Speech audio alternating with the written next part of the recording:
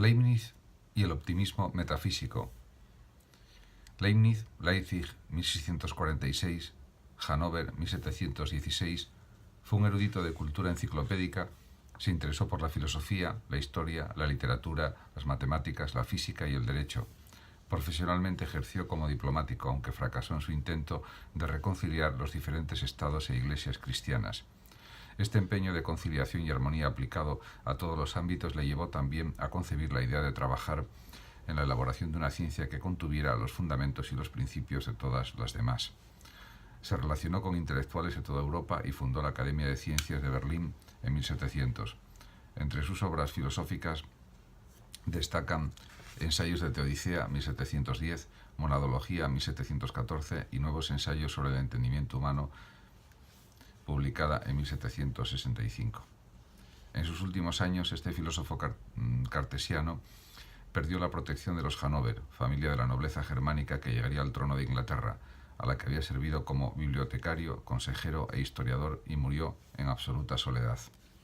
Las mónadas y la armonía preestablecida.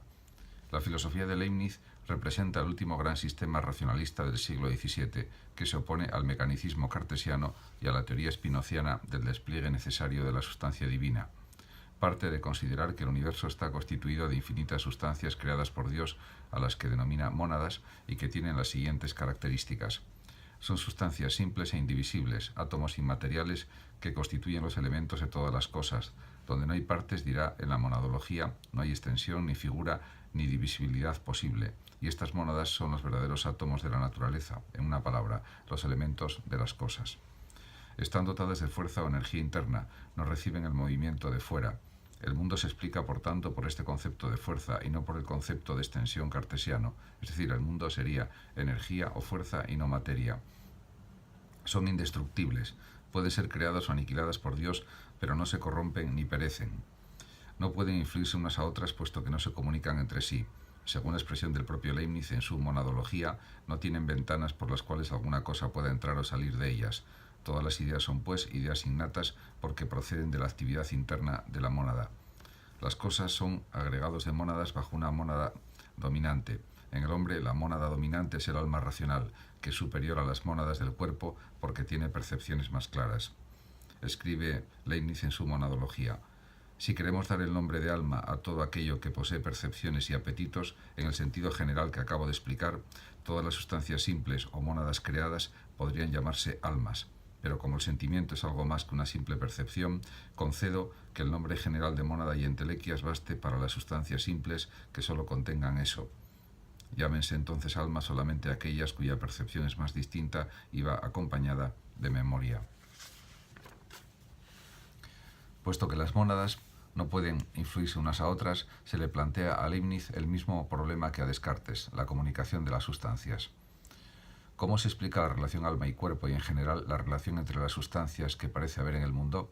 Para Leibniz es el resultado de una armonía preestablecida por Dios desde el momento de la creación, de manera que todas las mónadas se desarrollan en armonía con el orden del universo, como relojes perfectamente sincronizados desde el principio por un relojero divino.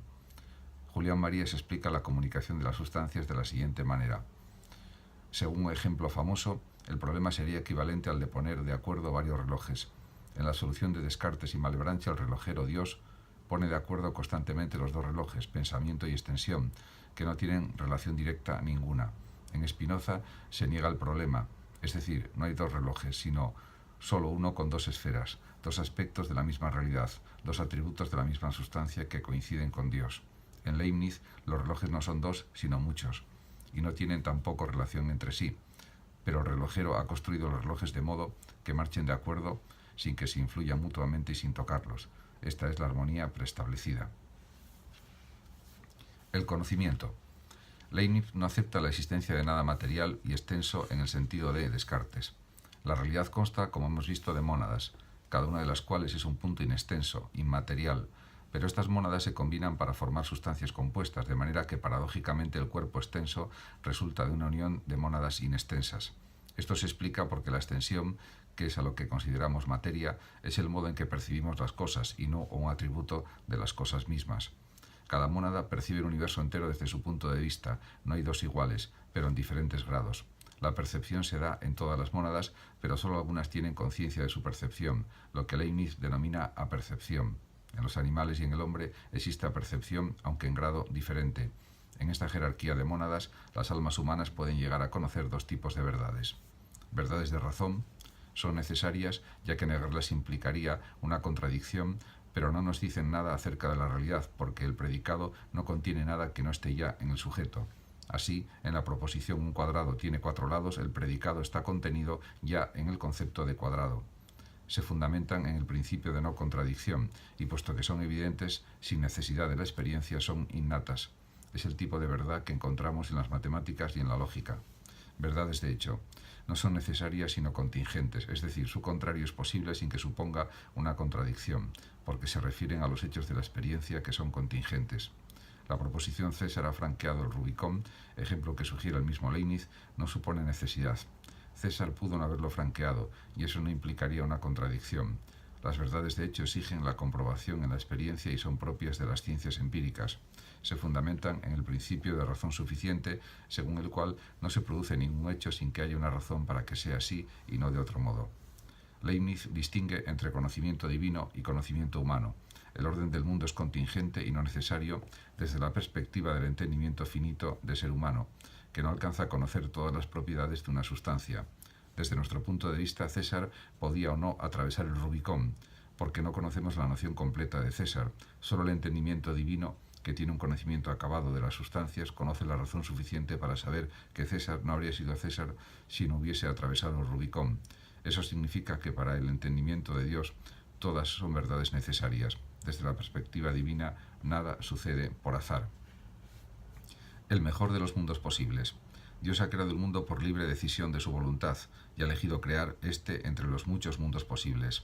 Dios es razón perfecta y absoluta, y es también suma bondad, de manera que al elegir crear este mundo lo hace libremente, pero eligiendo lo que la razón le propone como lo mejor.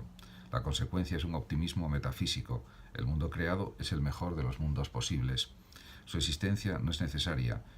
Podía haber sido de otro modo, y eso no implicaría contradicción, pero la voluntad divina estaba inclinada a elegirlo. La existencia de este mundo obedece también, pues, al principio de razón suficiente. Aceptar este principio de razón suficiente supone aceptar que Dios ha obrado con un fin y que existe, por tanto, una causa final. De esta manera, el racionalismo de Leibniz se aleja por igual del mecanicismo de Descartes y del necesitarismo de Spinoza.